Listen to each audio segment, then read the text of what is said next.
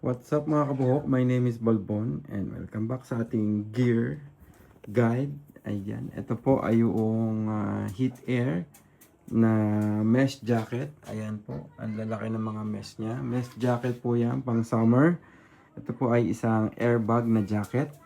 So, ibig sabihin po nito, ito yung nag-i-inflate if ever na magkaroon ng accident. Ito po yung tattered version. Ibig sabihin manual, hindi siya electronics. Tinatali siya sa motor. Ayan, no? Tinatali siya sa motor. Tapos, if ever na magkaroon ng aksidente, syempre, magkakahiwalay kayo ng motor, mag-i-inflate siya.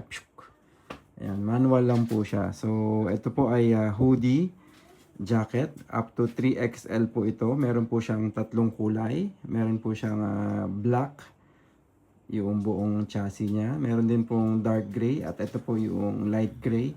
Ayan, yung pong nakabili nito ay size 2XL. Ayan po yung kanyang sizing.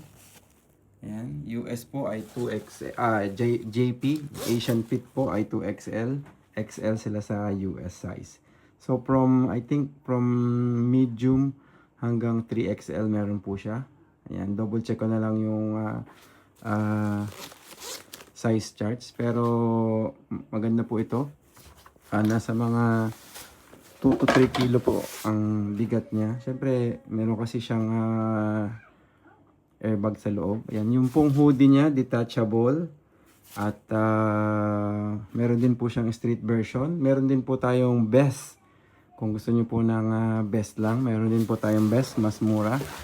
Ayan. So, kung interesado po kayo dito sa ganitong safety gears, mag-invest ng inyong mga para kayo ay worry-free or medyo mabawasan ang inyong pangamba.